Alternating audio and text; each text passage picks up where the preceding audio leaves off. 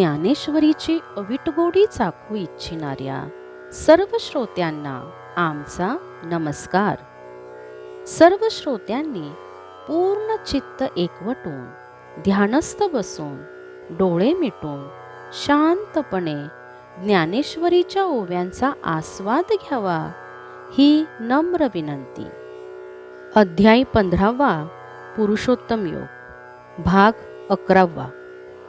मागील भागात आपण पाहिले की या संसारात क्षर आणि अक्षर असे दोन पुरुष आहेत. सर्व भूते म्हणजे क्षर पुरुष आणि कुटस्थ माया विशिष्ट चैतन्य हा अक्षर पुरुष असे शास्त्रमत आहे.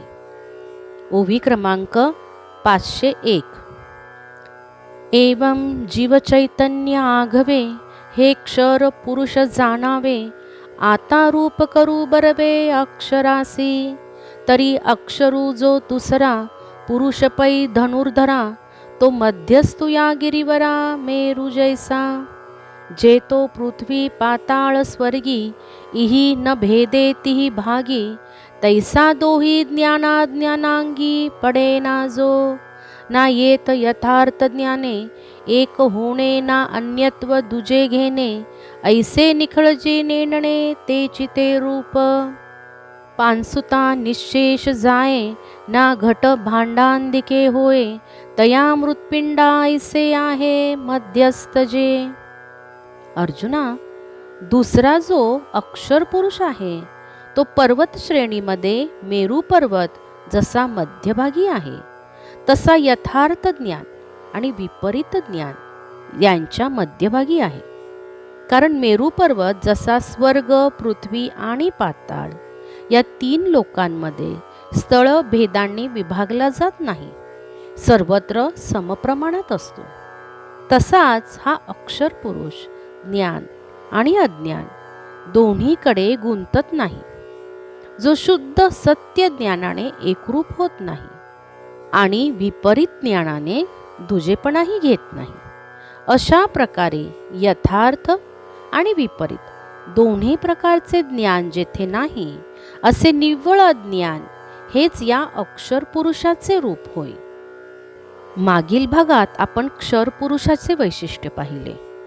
क्षेत्रज्ञ म्हणजे आत्मा या अवस्थेला सर्व लोक जीव असे म्हणतात. जो स्वस्वरूप विस्मृतीने भूतमात्राच्या गुणधर्माच्या तंत्राने वागतो त्याला क्षर पुरुष म्हणतात.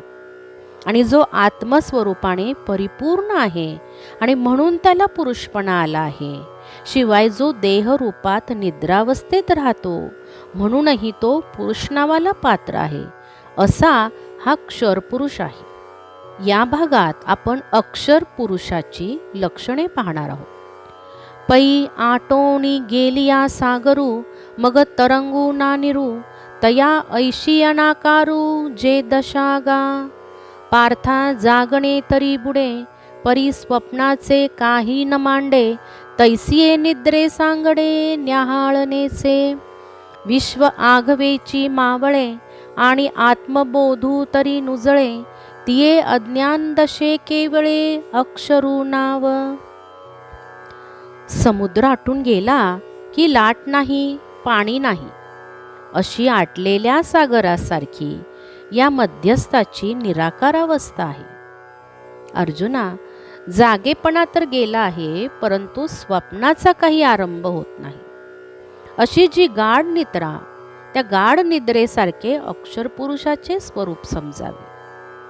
विश्वाभास मावळला आहे आणि आत्मबोध तर प्रकाशित होत नाही, त्या केवळ अज्ञानावस्थेला अक्षर हे नाव आहे. अजा म्हणता जन्म नाही, त्यासी नाशू कैचा काही, या लागी अक्षरोपाही अज्ञान घन. सर्वांकडी सांडिले जैसे, चंद्रपण उरे अवसे, रूप जाणावे तैसे अक्षराचे. पै सर्वोपाधी विनाशे, हे जीवदशा जेथ पैसे, फळपाकात जैसे झाड बिजी. चंद्राच्या सर्व म्हणजे 16 कलारहित चंद्राचे मूळ स्वरूप अमावस्येला असते, त्याप्रमाणे अक्षराचे स्वरूप समज. पिकलेल्या फळाच्या बीजात जसा वृक्ष सूक्ष्म रूपाने असतो, त्याप्रमाणे सर्व स्थूल सूक्ष्म उपाधीचा नाश झाल्यानंतर ही जीवदशा तेथे लीन स्वरूपात असते. तैसे उपाधी उपहित थोकोनी ठाके जेथ, तया ते अव्यक्त बोलती गा. जयासी का बीज भावो वेदांती केला ऐसाओ, तो तया पुरुषा ठावो अक्षराचा. जेथुनी अन्यथा ज्ञान फाकोणी जागृती स्वप्न, नाना बुद्धीचे रान रिगाले असे. जीवत्व जेथुनी किरीटी विश्व उठविताची उठी, ते उभय बोधांनी मिठी अक्षरू पुरुषू. येरू क्षर पुरुषु का जणी, जिही खेळे जागृती स्वप्नी, तिया अवस्था जो दोन्ही बियाला गा. तसेच उपाधी आणि उपाधीने युक्त असणारे जेथे लीन होतात, त्या स्थानाला अव्यक्त असे म्हणतात. गाढ अज्ञानरूप जी सुषुप्ती अवस्था तिला बीजभाव म्हणतात, आणि दुसऱ्या ज्या स्वप्न आणि जागृती हा तिचा फलभाव आहे. ज्या अव्यक्ताला वेदांताने बीजभाव असे नाव दिले, ते अक्षर पुरुषाचे राहण्याचे ठिकाण आहे.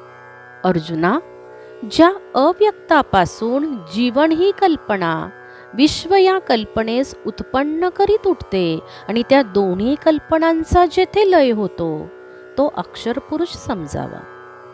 दुसरा जो अक्षर पुरुष आहे, तो जगात जागृती आणि स्वप्न या दोन अवस्थांशी खेळतो. त्या दोन अवस्थांना तो अक्षर पुरुष प्रसवला. पै अज्ञान घन सुषुप्ती, ऐसेसी जे का ख्याती, या उणी एकी प्राप्ती ब्रह्माची जे. साचची पुढती विरा, जरी न येता स्वप्न जागरा, तरी ब्रह्मभाव साचोकारा म्हणो येता. परी प्रकृती पुरुषे दोन्ही, अभ्रे झाली जिये गगनी, क्षेत्र क्षेत्रज्ञ स्वप्नी देखिला जिये. हे असो अधोशाखा, या संसार रूपा रुखा, मूळ ते रूप पुरुषा अक्षराचे.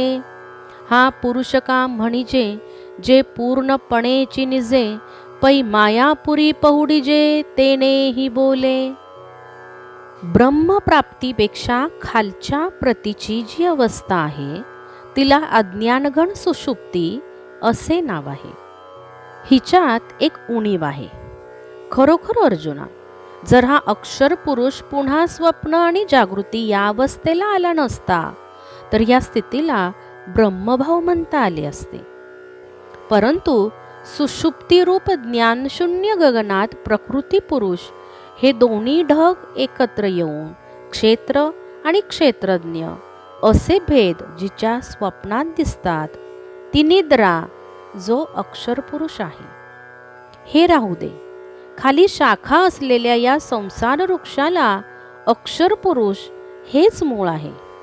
जर हा पूर्णपणे आत्मस्वरूप असताना याला पुरुष का म्हणायचे, तर हा मायापुरीत झोप घेतो म्हणून.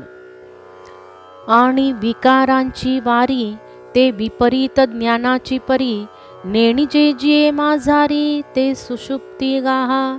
म्हणून या पैसे क्षरणे पानसे, आणि केही हा न नाशे ज्ञाना उणे. या लागी हा अक्षरू, ऐसा वेदांतिडगरू, देखसी थोरू सिद्धांताचा. ऐसे जीव कार्य कारण, जया माया संगुची लक्षण, अक्षर पुरुषू जाण चैतन्य ते.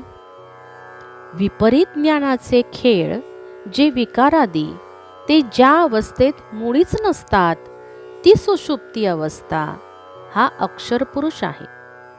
म्हणून याला स्वभावतः नाश नाही, आणि हा पुरुष ज्ञानाशिवाय अन्य उपायाने नाश पावतात. म्हणून वेदात सिद्धांतात याला अक्षर अशी संज्ञा दिली आहे. ज्या चैतन्याशी असलेला मायेचा संबंधच जीवत्व दशा यांना कारण आहे, ते मायोपाधित चैतन्य अक्षर पुरुष आहे असे जाण. आता अन्यथा ज्ञानी, या दोन्ही अवस्था जयाजनी, तया हरपती गणी अज्ञान तत्वी, ते अज्ञान ज्ञानी बुडालिया, ज्ञाने कीर्तिमुखत्व केलिया, जैसा वणी काष्ट जाळूनिया स्वये जळे, तैसे अज्ञान ज्ञाने नेले, आपण वस्तू देऊनी गेले, ऐसे जाणणे निविनवरले जाणते जे, ते तोगा उत्तम पुरुषू, जो तृतीय का निष्कर्षू, दोही हुना आणिकू मागिला जो, सुषुप्ती आणि स्वप्ना पासूनी बहुवे अर्जुना, जागणे जैसे आना बोधाचेची, का रश्मी हन मृगजळा पासूनी अर्कमंडळा, अफाटुते बी वेगळा उत्तमोगा, हे ना काष्टींचा काष्टाहुनी, अनारिसा जैसावणी, तैसा क्षराक्षरापासूनी आनची तो, पै ग्रासुनी आपली मर्यादा, एक करीत नदी नदा, उठी कल्पांती उदावादा एकारनवाचा. आता अज्ञानाच्या ज्या दोन जागृती आणि स्वप्न अवस्था आहेत, त्या गाढ अज्ञानरूप तत्वामध्ये सुषुप्तीमध्ये नाहीशा होतात. ते अज्ञान ज्ञानास बुडवते आणि शेवटी आपल्या स्वरूपात ज्ञानही लय पावते. ज्याप्रमाणे लाकडास अग्नी लागला की लाकूड जळून शेवटी अग्नीही नाहीसा होतो, तसेच ज्ञान अज्ञानाचा नाश करून आणि आत्मवस्तूची प्राप्ती करून देऊन स्वतःही नाहीसे झाले, म्हणजे मग ज्ञाना वाचून जे काही शिल्लक राहते. अर्जुना, असे वृत्ती ज्ञाना वाचून जे केवळ ज्ञान राहिले, ते ज्ञान म्हणजे तो उत्तम पुरुष होय, जो मागील दोहोंहून म्हणजे क्षर आणि अक्षराहून वेगळा असा तिसरा पुरुष, म्हणजे त्याला उत्तम पुरुष असे म्हणतात. अर्जुना, सुषुप्ती आणि स्वप्न याहून जागृती अवस्था अशी पुष्कळ पटीने वेगळ्या बोधाची असते. किंवा अर्जुना, सूर्यकिरण आणि मृगजळ याहून सूर्यमंडळाचे विशालपण जसे फार वेगळे आहे, तसाच हा उत्तम पुरुष क्षर आणि अक्षर या दोन्ही पुरुषांहून वेगळा आहे. हे उदाहरण राहू दे. लाकडातील अग्नी लाकडाहून भिन्न असतो, असाच हा उत्तम पुरुष क्षर आणि अक्षर याहून भिन्न आहे. कल्पाच्या शेवटी एकच व्यापक समुद्र जशी आपली मर्यादा ओलांडून नदी नद्या सर्व एकरूप म्हणजे जलमय करतो, तैसे स्वप्न ना सुषुप्ती ना जागराची गोठी याती, जैसी गिळली दिओ राती प्रळयते जे, मग एकपण ना दुजे, असे नाही हे नेनिजे, अनुभव निर्बुजे बुडाला जेथे, ऐसे आथी जे काही, ते तो उत्तम पुरुषो पाही, जे परमात्माही बोलिजे नामी, तेही एथ न मिसळता, बोलणे जीवत्वे पंडुसुता, जैसी बुडणे याची वार्ता थडियेचा कीजे, तैसे विवेकाची काठी, उभे ठाकली किरीटी, पारावाराची या गोठी करणे वेदा.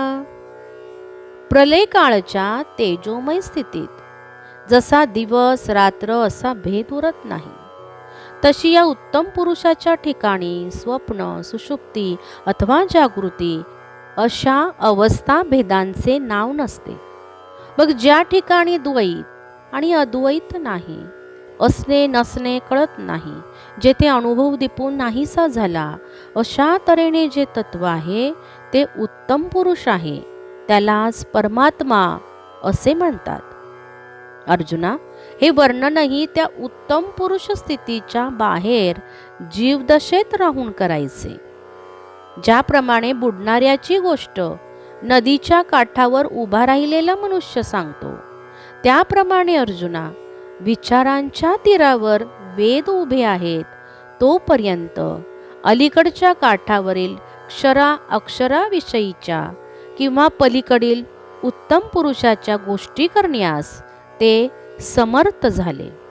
म्हणोनी पुरुषू क्षराक्षरू, दोन्ही देखोणीयवरू, याते म्हणती परू आत्मरूप.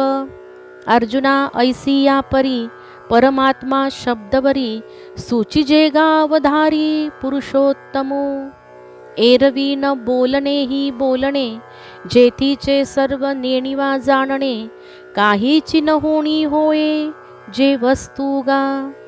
सोहम तेही अस्तवले, जेत सांगतेची सांगणे झाले, द्रष्टत्वेसी गेले दृश्य जेथ. आता बिंबा आणि प्रतिबिंबा, माझी कैची हे म्हणू नये प्रभा, जरी कैसे निहे लाभा जायची ना. का घ्राणा फुला दोही, धृती असे जे माझारीला ठाई, ते न दिसे तरी नाही ऐसे बोलो नये. तैसे द्रष्टा दृश्य हे जाये, मग कोण म्हणे काय आहे, हेची अनुभवे तेची पाहे रूपतया. म्हणून क्षर आणि अक्षर पुरुषाला कनिष्ठ आहेत असे लेखून उत्तम पुरुषाला पलीकडचा आत्मरूप असे म्हणतात. अर्जुना, याप्रमाणे परमात्मा या शब्दाने पुरुषोत्तम, उत्तम पुरुष असे सुचविले आहे असे समज. वास्तविक न बोलण्यानेच ज्याचे वर्णन होते, काहीही न जाणणे हे जेथील ज्ञान, काहीही न होणे हेच जेथील होणे, अशी जी वस्तू आहे. सोहम ही समजूत मावळली, ज्या स्वरूपी सांगणारा सांगणे झाले, आणि जेथे दृश्य ही कल्पना दृष्टा या कल्पनेसह नाहीशी झाली. आता सूर्यबिंब आणि प्रतिबिंब यांच्यातील तेज जरी कोणत्या उपायांनी दिसले नाही, तर ते नाहीच असे आपण म्हणू नये. अथवा नाक आणि फुले या दोन्हीच्या दरम्यान जो सुवास असतो, तो डोळ्यांना दिसत नसला तरी तो नाही असे म्हणता येत नाही. त्याप्रमाणे दृष्टा आणि दृश्य हे लोपले हे म्हणणे प्रमाण होऊ शकत नाही. अशा स्थितीत जे अनुभवाला येईल ते त्याचे रूप समजावे. जो प्रकाशे विन प्रकाशू, इशितव्ये विनैषू, आपने निची अवकाशू वसवीत असे जो. जो नादे ऐकी जता नादू, स्वादे चाकी जता स्वादू, जो भोगी जतसे आनंदू आनंदेची. सुखासी सुख जोडिले, जे तेज तेजासी सापडले, शून्य ही बुडाले महाशून्य जिये. जो पूर्णतेचा परिणामू, पुरुषोगा सर्वोत्तमू, विश्रांतीचाही विश्रामू विराला जेथे. जो विकासाही वरी उरता, ग्रासा तेही ग्रासूनी पुरता, जो बहुते पाडे बहुता पासुनी बहु. पै नेणतया प्रती, रूपेपणाची प्रतीती, रूपे न होऊनी शुक्ती दाविजेवी. जो प्रकाशाशिवाय प्रकाश आहे, जो नियमित केला जात नसून नियंता आहे, जो स्वतः अवकाश होऊन त्यालाच व्यापतो, जो नादाचाही नाद आहे तसेच स्वादाचाही स्वाद असून जो आनंद आनंदानेच भोगावा, जे सुखाला प्राप्त झालेले सुख, तेजाला तेजाचा लाभ, महाशून्यामध्ये शून्याचा लय, जो पूर्णतेचा शेवट आहे, जो पुरुष श्रेष्ठ आहे, विश्रांतीचा विश्राम येथे शांती पावला आहे, जो विश्व विस्ताराला व्यापून उरला आहे आणि ग्रासाला ज्याने ग्रासले आहे, असा जो पूर्ण आहे आणि जो पुष्कळापेक्षा पुष्कळ पटीने पुष्कळ आहे, किंवा शिंपली स्वतः रूपे न होता अज्ञानाला रूप्याचा भास होण्यास कारण होते. येथपर्यंत 550 ओव्या समाप्त झाल्या आहेत. यापुढील ओव्या आपण अध्याय 15 आणि भाग 12 यामध्ये पाहणार आहोत. राम कृष्ण हरी, राम कृष्ण हरी.